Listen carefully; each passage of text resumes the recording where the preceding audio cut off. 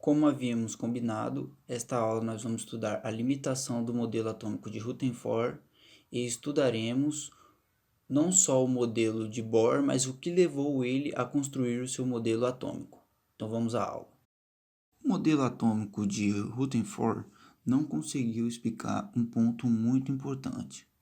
Antes de entendermos esse ponto, vamos entender a lei de Coulomb. Essa lei foi proposta em 1783. Aí está a expressão matemática desta lei. Essa lei descreve a interação entre cargas, mostrando que há uma força entre essa interação, seja ela atrativa ou repulsiva. E como vocês podem ver o exemplo abaixo, a força depende da distância. Quanto menor a distância, maior vai ser a força de interação entre as duas cargas. Desta lei surge um ponto muito importante. Se eu colocar cargas positivas para interagir, elas vão interagir repulsivamente. Análogo, se eu colocar duas cargas negativas para reagir, elas também reagirão repulsivamente. Contudo, se eu colocar uma carga positiva e uma carga negativa, elas vão interagir atrativamente. Lembrando que sempre a força em que elas vão repelir ou vão atrair depende da distância. Quanto maior for a distância, menor vai ser a força. Agora vamos entender o ponto em que Rutherford não conseguiu explicar no seu modelo atômico. Aí, como vocês podem ver, está ele e a expressão de Coulomb em cima. Como vocês podem observar, aí está o modelo atômico de Rutherford. Análogo ao exemplo anterior das cargas, se você parar para prestar atenção, o núcleo do átomo ele é positivo e o elétron ele é negativo. Disto surge um ponto muito importante. Se o núcleo é positivo e o elétron é negativo, eles vão ter uma atração e não uma repulsão. Então, se aplicarmos a lei de Coulomb para o átomo de Rutherford, o elétron vai ser atraído para o núcleo e assim vai se chocar com o núcleo. E se o elétron se chocar com o núcleo, vai voltar ao modelo atômico de Thomson, em que o elétron está inserido no núcleo. E pelo experimento de Rutherford, sabemos que isso não acontece. Esse problema só foi resolvido quando Niels Bohr publicou seu modelo atômico. Mas antes de entendermos o modelo atômico, vamos entender um outro ponto muito importante que levou ele a construir o seu modelo atômico. Agora eu vou colocar um experimento para vocês verem. Esse experimento é famoso uma vez que ele foi feito pelo Isaac Newton. Esse experimento consiste em passar uma luz branca por um prisma para decompô-la. Esse experimento em si não foi usado como base para Bohr fazer o seu modelo atômico.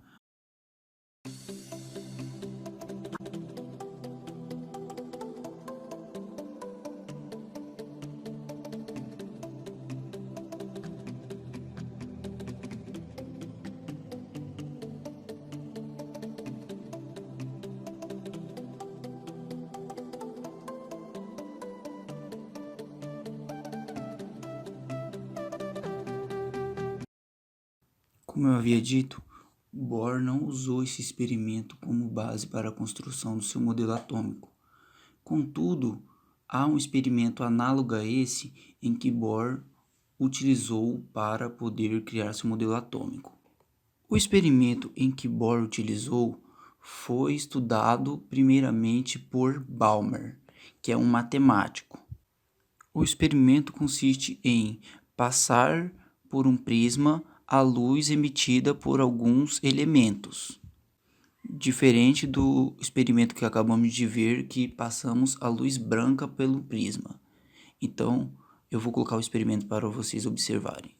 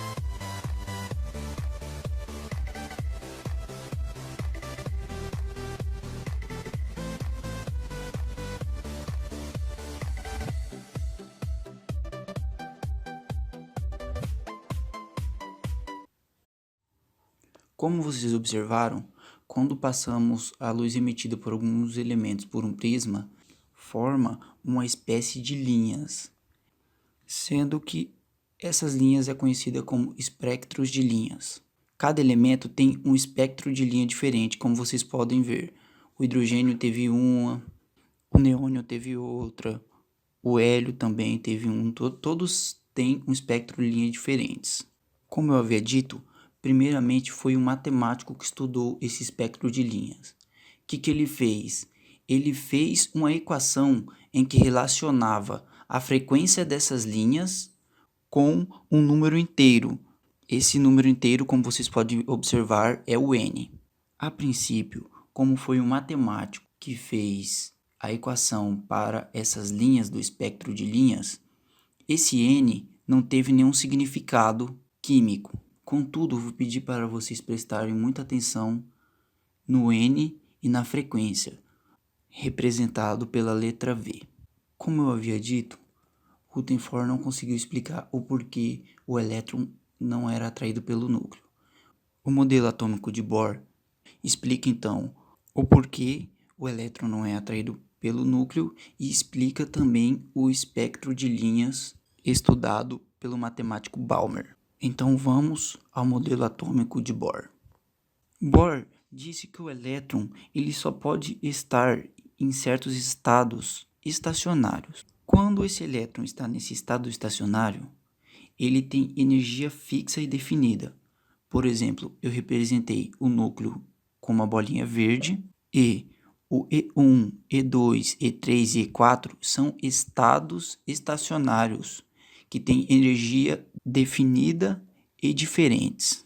Bohr também disse que o elétron, quando está em um desses estados estacionários, ele se movimenta formando um círculo em volta do núcleo. Até aí temos duas características do modelo atômico de Bohr. Primeiro, ele só pode estar em estados estacionários, e quando ele está em estados estacionários, ele só pode ter energias definidas, e o elétron se movimenta descrevendo uma órbita circular em volta do núcleo. Lembra que eu falei para vocês para não esquecer do n da equação proposta por Balmer? Então, Bohr deu significado para esse n. Hoje nós conhecemos esse n como o número quântico principal. Como vocês podem ver, a primeira órbita perto do núcleo, o n é 1. A segunda órbita, o n é 2. A terceira órbita, o n é 3, e assim por diante. Bohr também conseguiu relacionar esse valor n do número quântico principal com a energia do elétron e a distância em que esse elétron está do núcleo. Então é muito interessante como Bohr conseguiu dar significado para uma equação em que um matemático propôs. Isso é muito interessante.